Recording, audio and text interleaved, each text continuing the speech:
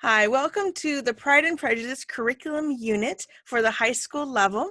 In this level, we have 3 readings.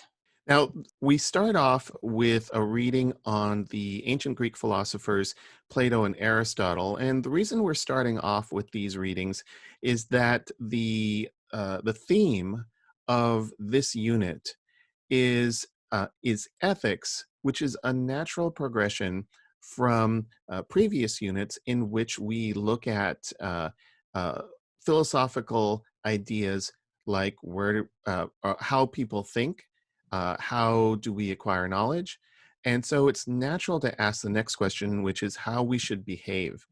And so the the ancient Greek philosophers, Plato and Aristotle, were some of the first thinkers to approach the question of how we should behave, not from a series of commandments that are issued by the edict of a king or a priest, but to approach it from a philosophical perspective.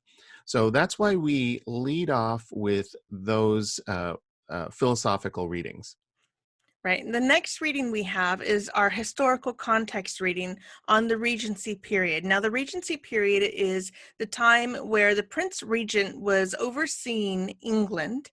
And this is the time in which Jane Austen lived and wrote and set her novels.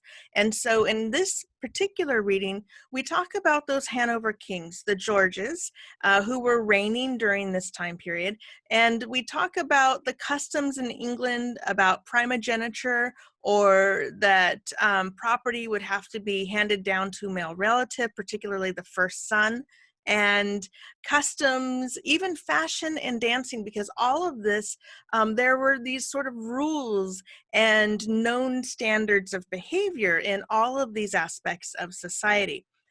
Now, the reason that we chose this period to study as from a historical context is that when you're asking questions about how we should behave, it's useful to look at a society that doesn't quite resemble ours, but is not too alien as to be completely impenetrable. So we chose the Regency period because the language is still the same. It's still English. We can understand the language enough to read primary source documents that allow us to study it, but its manners and customs are still foreign enough to us to provide a good contrast to our current world. So we're choosing the Regency period not just because of those factors, just because it provides a great case study for how a society behaves, how it chooses to enact its customs and culture, but also because, and this is the most important point, that it is also the subject of a great novel. And that's the primary literary work that we're going to be studying in this unit, which is the novel Pride and Prejudice by Jane Austen. Right. And this novel is timeless in that she just captures the human condition and what people want, what drives people to act certain ways so very well. And so it is just a delightful read. And I think there's this perception that, it's more of a girl's novel. Well, that's not the case. There are men who find it equally enchanting and funny. She is a very funny writer. And so I think that this is a novel that can appeal to everyone. Yeah, it's very accessible.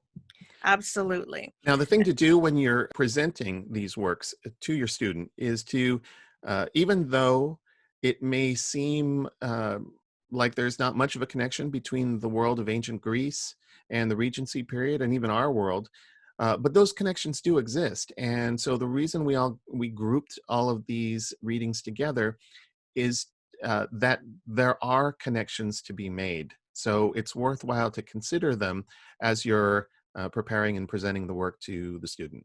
Absolutely. And the novel is pretty long. So you may want to, just allow enough time for the student to pace themselves and really appreciate it.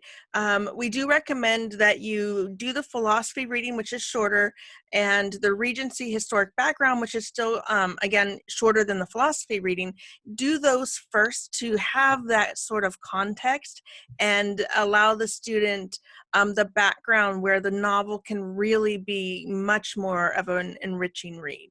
Yeah, those ancient Greek philosophical readings provide a great background from which to ask the kinds of questions. If that's fresh in their head, then as they read Pride and Prejudice, they might be comparing these characters and seeing which one is acting from more of a Platonic perspective and which one is acting from more of an Aristotelian perspective. These are all great questions to ask during a read of Pride and Prejudice. Absolutely. Have fun with this one. It's one of my favorite novels.